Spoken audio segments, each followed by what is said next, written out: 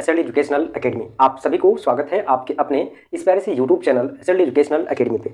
चलिए साथियों, आज हम लोग इस वीडियो में एक इंपॉर्टेंट जो आपका पेपर है और बहुत ही इंपॉर्टेंट है क्योंकि इसमें आप लोगों को बहुत ज़्यादा समस्या होता है और इस पॉइंट ऑफ व्यू से ही नहीं बल्कि आपको जो है इससे आपको जो है सेलेक्टेड पोर्सन को कवर करना है और जो है वो आपको बहुत अच्छा ज़्यादा नंबर आप उठा सकते हैं। ठीक है, ये मेजर पेपर आपका 7 है ना, MJ 7 है और ये आपको सेमेस्टर आपको कितना में पढ़ना है, सेमेस्टर 4 में। ठीक है, फिलहाल हम लोग यहाँ पे जो है मेजर पेपर 7 और ये सेमेस्टर 4 है और ये इकोनॉमिक्स के अंतर्गत आता है। ठीक है, इकोनॉमिक्स का ब्रांच है ना, और इसमें आपको एक कंप्लीटली जो है ना पेपर मैथ्स है पूरा फुल मेजर पेपर 7। ठीक है, बाकी बात आपका 6 और 8 जो है वो आपका नहीं है मैथ्स, उसमें आपका इकोनॉमिक्स से रिलेटेड आपका थ्योरेटिकल पोर्शन है। बट यहाँ पे जो आपका है वो न्यूमेरिकल सॉल्व होगा और वो भी आपका मैथमेटिक्स है। ठीक है, इसको हम लोग देखेंगे और बहुत सारे चीज़ों को इसमें जो है बदलाव भी हुआ है क्योंकि आप लोगों को पता होगा कि जो आपका नया सेशन आया हुआ है 2025 से 29, इसमें आपका जो है वो FY UGP के अंतर्गत है ना, FY UGP के अंतर्गत जो है वो एक नए फ्रेमवर्क को तैयार किया गया है और इसमें आपका बहुत सारे पेपर को ऐड किया गया है और बहुत सारे जो पहले जो पेपर था उसमें आपको हटाया गया है ना, और कुछ सब्जेक्ट को नया ऐड किया गया है और कुछ पुराने सब्जेक्ट को हटा दिया गया है ना।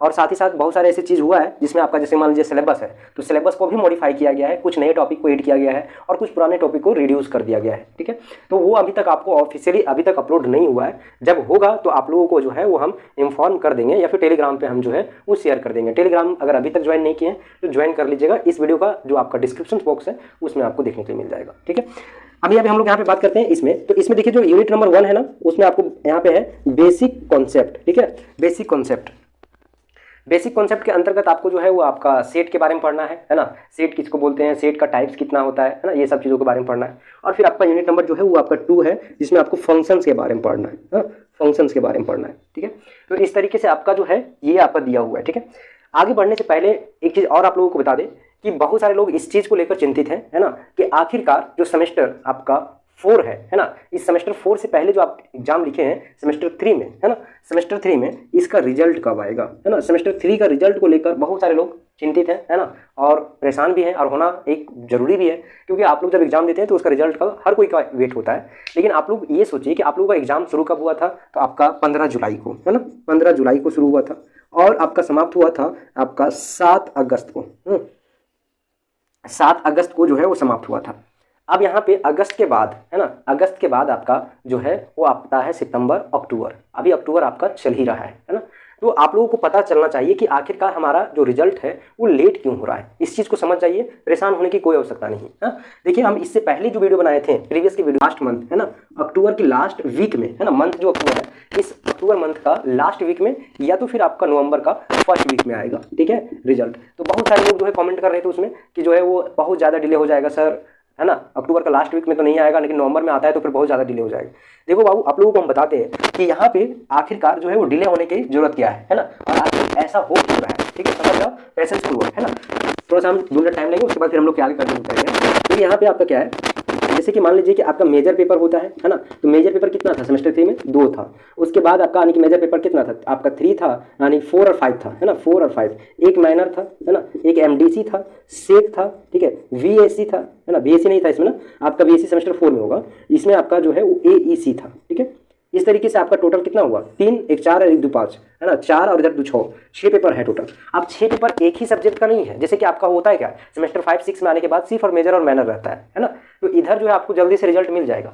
लेकिन अदर पेपर में अलग अलग सब्जेक्ट को सेलेक्ट किया है, जैसे कि MDC में देखिए ना आपको 29 सब्जेक्ट को यहाँ पे ऑप्शन दिया है, तो स्टूडेंट तो अलग अलग सेलेक्ट किया होगा ना, ऐसा नहीं ना कि MDC पेपर में एक सब्जेक्ट है उसी को सिलेक्ट किया है तो आपका जो भी आपका उससे रिलेटेड जो टीचर्स है उसको आपको दे दिया गया और वो चेक करके आपको दे दिया। लेकिन नहीं, इस MDC पेपर में आपका 29 सब्जेक्ट है। अब 29 सब्जेक्ट में सबको अलग अलग स्टूडेंट अलग अलग रखा होगा, तो उसका स्पेसिफिक जो टीचर होता है उसके पास जाएगा, चेक होगा, फिर वहाँ से नंबर आएगा यूनिवर्सिटी के पास, फिर यूनिवर्सिटी रिजल्ट बनाएगा तब तो आप लोगों को देगा। तो इसके कारण से डिले हो रहा है। सेमेस्टर 3 के बाद जो भी एग्जाम होगा आप लोगों का उसमें ज़्यादा डिले नहीं होगा है ना, जो भी आपका हो रहा है इसमें आपका पेपर अलग अलग होने के कारण से लंबा टाइम लेता है। और कोई भी आपका नॉर्मली से आप इससे पहले सेमेस्टर का आप लिखे थे सेमेस्टर 2 का, तो उस टाइम भी आपका इतना टाइम लगा था। देख लीजिए, अगर मान लीजिए आपका अगस्त में समाप्त हुआ है तो अगस्त सितंबर है ना अक्टूबर अक्टूबर, ज़्यादा से ज़्यादा आपका अभी चल रहा है तो तीसरा मंथ। तो आप लोग इस चीज़ को धैर्यपूर्वक अपना पैसेंस बना के रखिए, है ना। लास्ट आपका अक्टूबर, ये लास्ट वीक चल रहा है, आपका इस वीक तक आ सकता है, लेकिन इसमें देखिए आपका प्रॉब्लम ये हो रहा है, छुट्टी है। तो छुट्टी है तो छुट्टी होने से भी कोई फर्क नहीं पड़ता है। कभी कभी आपका क्या होता है कि छुट्टी के बीच में भी आपको जो है वो पब्लिश कर दिया जाता है प्रोविजनल जो आपका रिजल्ट है वो, है ना। और नहीं तो फिर आपका 100% श्योर रहिए कि नवंबर के फर्स्ट वीक में आपका आ जाएगा, ठीक है। तो चलिए एक नई वीडियो में फिर हम लोग मिलेंगे, लेकिन फिलहाल हम लोग यहाँ पे कंटिन्यू करते हैं, है ना। उसके बाद हम लोग आगे की ओर देखेंगे। उसके बाद देखिए यहाँ पे आपका इसको देखिए, है ना, इकोनॉमिक्स हो गया। अब इसमें हम लोग क्या देख रहे थे, यूनिट 1 और यूनिट 2 की बात की। तीसरा यूनिट में है आपका डेरिवेटिव्स, है ना, यानी कि बोल सकते हैं डिफरेंशिएशंस। क्या है, डिफरेंशिएशंस,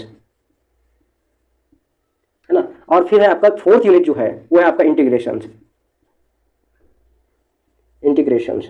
और फिफ्थ यूनिट जो है वो आपका मैट्रिक्स है, मैट्रिक्स एंड डिटर्मिनेंट्स। क्या है, डिटर्मिनेंट्स,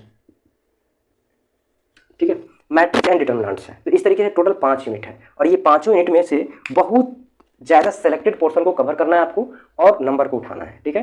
तो अगर आप लोग शुरू से कंटिन्यू से अगर आप करना चाहते हैं शुरू से, तो आप चैनल को सब्सक्राइब कर लीजिए, क्योंकि हम एक यूनिट को लेंगे और सबसे पहले जो है वो हम जो भी आपका सेलेक्टेड पोर्शन है उसको हम कवर कराएंगे यहाँ पे, और बहुत ही बारीकी से पूरे अच्छे तरीके से पेपर को समाप्त करेंगे। ये सिलेबस में आप लोग अगर इसको नहीं देखे हैं, है ना, तो सिलेबस हम टेलीग्राम पे दे चुके हैं। अगर आप लोग वहाँ से डाउनलोड कर लीजिएगा और उसको जो है देख ले सकते हैं, तो आप लोग वहाँ से देख लीजिएगा। अदरवाइज हम जो है वो टेलीग्राम पे आप डिस्कस भी कर सकते हैं, है ना। अगर आपको नहीं मिल रहा है तो आप हमें टेलीग्राम पे ही मैसेज कर दीजिएगा, वहाँ पे ग्रुप डिस्कशन वाला जो चैनल है उस पर, तो वहाँ पे हम आपको सेंड कर देंगे, ठीक है। इसका यहाँ पे आपको सिर्फ हम 5 यूनिट दिखाए हैं, है ना। ये 5 यूनिट में आपका बहुत सारी चीज़ों को पढ़ना है ना। ऐसा नहीं है कि आपका ये 5 यूनिट में सिर्फ इतना ही सुना है, हाँ, इतना आपका डिफरेंशिएशन में आपका में और चीज़ें हैं, जैसे हायर ऑर्डर डेरिवेटिव्स, है ना, एंड आपका जो है टेक्निक्स ऑफ डिफरेंशिएशन, ठीक है। उसके बाद मैक्सिमा मिनिमा, है ना, applications of derivatives, partial derivatives, ये सब चीज़ पढ़ना है। इंटीग्रेशंस पढ़ना है, मैक्सिमा मैट्रिक्स का फॉर्म, आपका डिटर्मिनेंट्स कैसे फाइंड आउट किया जाता है, ठीक है। साथ ही साथ इसका इंपॉर्टेंट क्वेश्चन भी होगा, उसको भी हम कवर कराने की कोशिश करेंगे। चलिए हम लोग नई वीडियो मिलते हैं।